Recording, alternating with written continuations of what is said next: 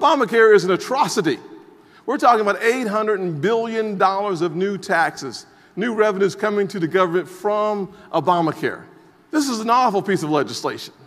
You think about the new 3.8% excise tax in Obamacare, creating $123 billion. Now, this $123 billion comes out of the same pockets where we just took the capital gains rate from 15% to 20%, and now when you add this on top of that, we're talking about a 25% tax. We're heading in the wrong direction. And when we think about the other taxes and revenues that come out of Obamacare, we only can think about awful legislation.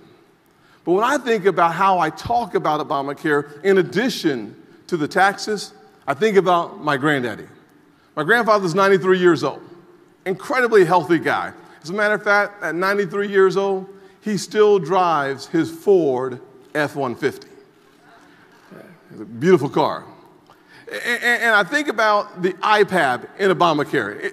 Are y'all interested in the IPAB, the Independent Payment Advisory Board, that actually breaks the link between a patient and a doctor? I want my family making the decisions for my grandfather. I don't want 15 unelected bureaucrats making the decision for my grandfather's future and his health. I want that to be a family decision. I know we're going to do it right.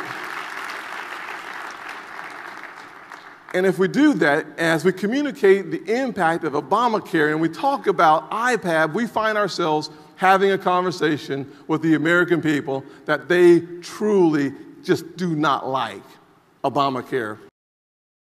Now, how many of y'all think we tax too little in the federal government? How many think we spend too much in the federal government?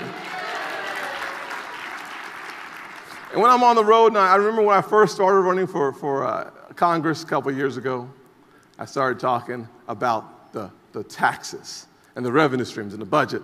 And I started talking about the fact that when you think about it, this is a couple years ago. We were spending about $3.4 trillion.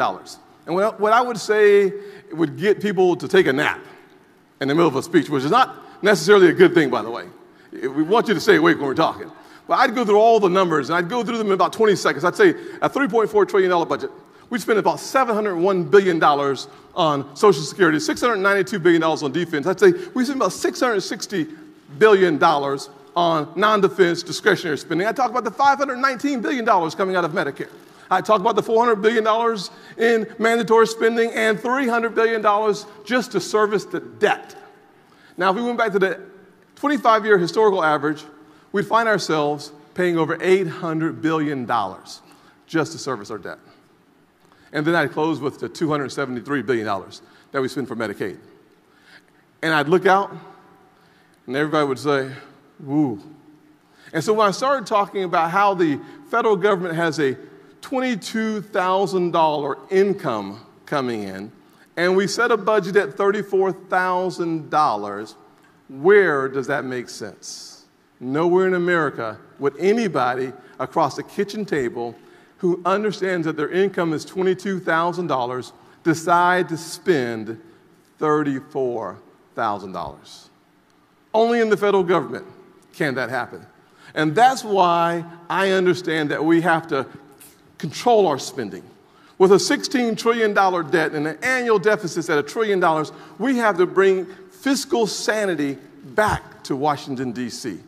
And when you're on the campaign trail, we have to talk about the necessity of bringing in our spending, restraining it. And I have to make it digestible for guys like me who think about $1 trillion. When I say that in my audiences, people understand that we're spending so much money that we're having to borrow 43 cents on the dollar. But what does that mean? I talk about my grandfather's F-150. When I ask people, what does $1 trillion look like? They say, well, I don't really know what $1 trillion looks like. So I tell them that $1 trillion, for $1 trillion, you can buy 33,333,000 F-150s. That's a lot of money. It's a lot of money. And then I talk about the necessity of reforming our tax code. Anybody believe that our taxes are just too high still? Absolutely, too high. We have the world's highest corporate tax rate at 35%. We need to bring it down. I like Rand Paul, who says 17%. I think we need to bring it down as far as we possibly can, and then we have to quit double taxing our profits that we make in other countries. We're talking about repatriation. We've got to allow for our money to come home to our nation without double taxation. And when that happens, I think we'll grow our economy, because we need to grow our economy and not our government.